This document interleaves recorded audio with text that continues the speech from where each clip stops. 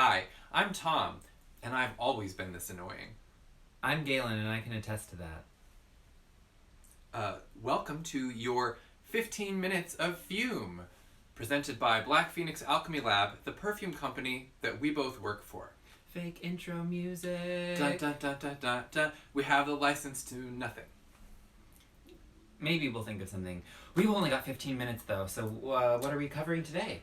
Today I thought it would be fun to talk about the outdoors. Oh, remember them? Remember those outdoors? Try not to gasp when you see what they look like now. More beautiful than ever. Actually, they are more beautiful than ever. The air pollution is nil here in Los Angeles, although, as Beth wrote this morning to point out, the pollen count is through the roof. So, in a sense, the outdoors may come inside to you and pester you, even though you may not go outside and pester them. We do have a new collection of Spring 2020 scents that we haven't actually managed to smell yet because we can't go into the lab facility to get stuff. And so far, everything that they have been making has been packing up to ship, etc. So we don't have access to the Spring 2020 scents yet for a sniff-along video. More on that soon. But we did pull stuff from our existing collection of like outdoorsy smells that maybe remind you of what it was like to be outside. Maybe. Okay, so I wanted to pull a range of stuff that is available now that people could actually order if they can or want to, and also just some exciting stuff from history, BPAL history. So digging back, I think the furthest back thing that I grabbed was this GLUKUPRIKOS, which is, I think, from the Lupercalia 2009. And back when I was just a young BPAL fangirl, I bought this bottle because it was one of the loopers featuring erotic nudes, but it was, I think, the only one that had male nudity on it, and I thought, it's a no-brainer, really. Also, this label has a misprint, so I'm excited just to know the lab was making mistakes well before I came along. And the scent itself, I have from the bpal.org web forum, which is one of the only places where you can go to acquire scents like these that are discontinued, is ambergris, pale musk, Peru balsam, golden amber, cedar, lavender, spikenard, narcissus, vanilla caramel, white sandalwood, and wood moss. You can really smell the spikenard. Spiking your nards, is it? This reminds me so much of springtime in New York City and feeling young and viable. It's got a nice kick to it. It must be the spikenard. It's just a very light green, clean scent, and there is, on the dry down, I put on a little bit earlier, and there's like more of there's definitely sort of it's different. A perfume or cologne type smell that is not as outdoorsy. It's more like you came inside after going and having sex with a stranger outside. What's something that you grabbed? Gosh, when you said outdoors, I thought Coraline Jones. Coraline Jones. It is dry grass, clean skin, and a little bit of mossy berry. It is kind of, I think it is the most outdoorsy of the Coraline scents. It is just like such a sweet, fresh, outdoor smell.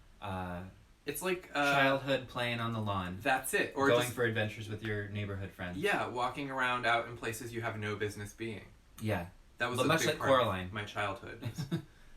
It's hard to do a perfume for a film, for like the main character of a film, knowing that that's the character that so many people are going to identify with and the perfume they're likely to want. But you have to create something that lots of people will enjoy or relate to, and that's actually hard because scent tastes are so subjective. And so I think that Elizabeth was really brilliant with this to create something that's just rooted in the simple experience and smells of being a child outdoors, and that way more people can actually enjoy the perfume. It's just wonderful.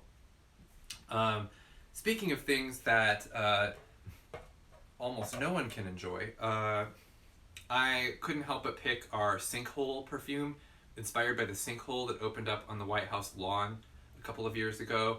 Is she still around? The sinkhole, I think that she's now a cabinet member. They just put the sinkhole to work. I think they probably just dumped documents into it. But this is like a grassy tar smell. There's like a deep, cavernous, frightening smell. Let's see, it says, the scent of a swamp, self-draining, globs of wet earth, crushed grass, untended dandelions sliding into a morass of moss-crusted opoponax, labdanum, and tar.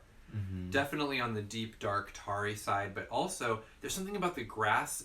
Someone I tested this with said that it smelled like cologne to them, and I mean, obviously there are elements like labdanum in there that you might recognize from an actual perfume, but for me this is just much more about like the deep earth, but it's a green, wet, mossy, black pit. It is a, fresh spring day, and they are doing road work down the street from you, and that's how you can kind of smell your car, but also your neighbor has just mowed the lawn, and so it's like... I was thinking more like I fell into a crevice in the earth, and I am laying there, clinging to like an outcropping deep down there. Globs of wet grass. And I'm just thinking, this just smells heavenly. At least I get to smell this. Can I stay down here? Sink into the earth. Instead of going back to America? From the less dark-sided side of things, I pulled this, oh my god, I took a deep inhale of it right before, I can't even talk. THEOI, NOMIOI? Is it Greek? I don't speak Greek.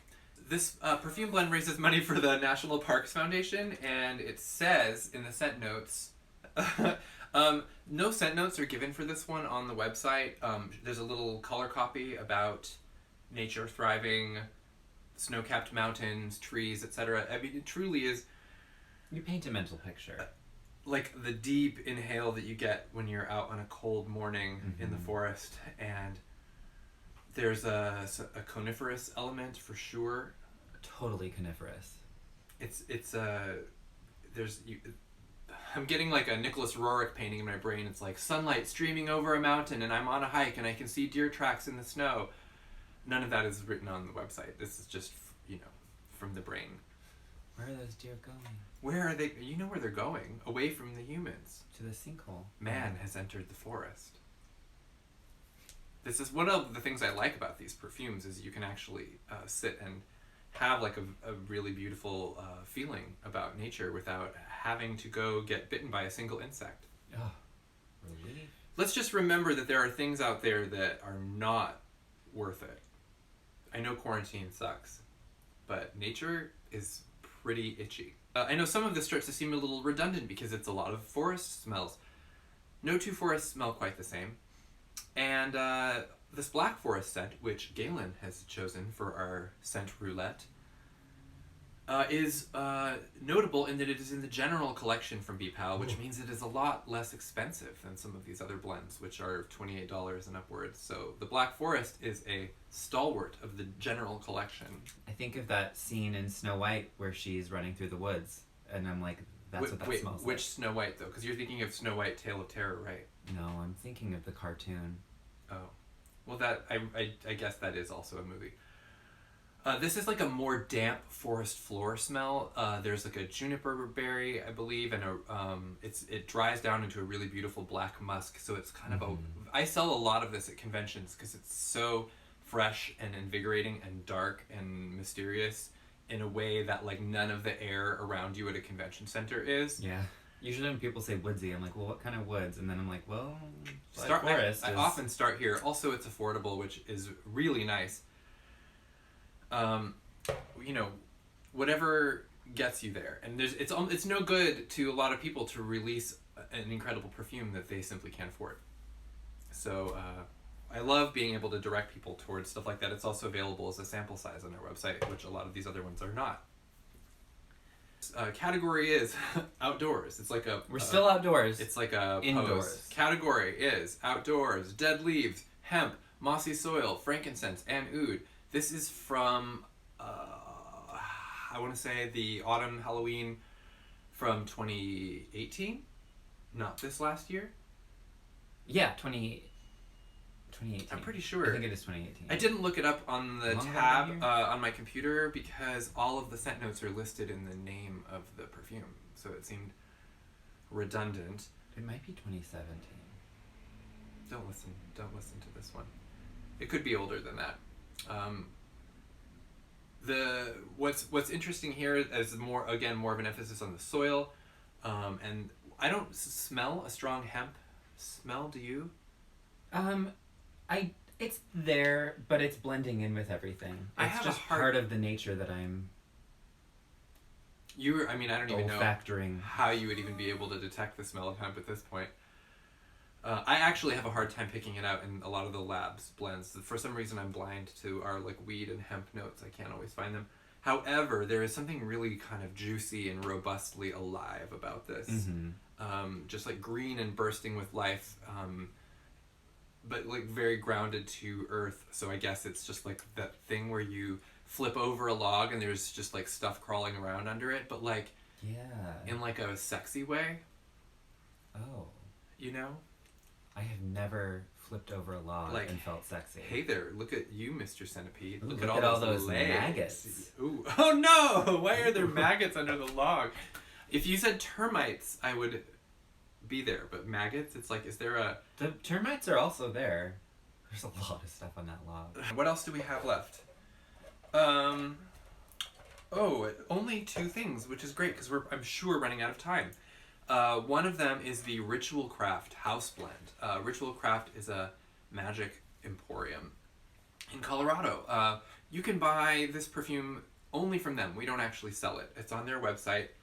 At RITUALCRAVT, they have a garden devoted to the goddess Hecate, and there are a number of plants sacred to her that we have referenced in the perfume blend, which include black patchouli, teakwood, white sandalwood, saffron crocus, tobacco leaf, aconite accord, ambrette seed, musk seed, dittany of Crete, and yew. Me? Yew. Oh, not Y-O-U. Y-E-W. Me? I've been wearing this one quite a bit, actually. Oh, lovely. There's Earthy. Earthy. What is it? Dittany of Crete? We like to raise questions that the viewers can then explore because they have time on their hands. Dittany of Crete. Go! Google that later. For me, I get mostly the tobacco leaf in this one very strongly, which I completely love, but it definitely has all sorts of weird, spicy, spiky, prickly things kind of creeping around it. Hanging out in that garden. I wore this one, I think, all this last fall.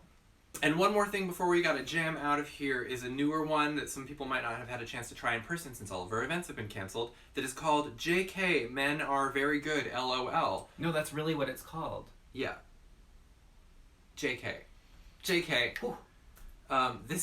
This blend we created as a fundraiser for the LGBT Center in New York City after our friends the Nobodies got kicked off of Facebook for making fun of men, which you can't say anything bad about men on the internet or you will get banned because hate speech is serious. And anyway, this scent is a kind of a classic like joke on the idea of traditional masculinity in that it involves cologne and pipe tobacco and leather and a grassy smear from a fairway divot. So it reminds me a bit of the Sinkhole scent, except for it's definitely in the lighter realm of things. Like it has a human component. Like you're outdoors but among other people, which is exactly what you shouldn't be doing right now, which is why the scent has like a bit of like a fetishy quality to it to me. I'm just like, oh, remember when you could just be outdoors with people? And yet the smelling this is better than that because there's just only you. Mm-hmm. I feel like I can change a tire or like, explain things to people in great detail that they already know about. Gold tie clip that just kind of like is absurd. Not even wearing a tie. Just the clip, in case a tie happens. Just want to be prepared. Yeah. So these are just some of our outdoor scents. We're looking forward to hearing what you are wearing.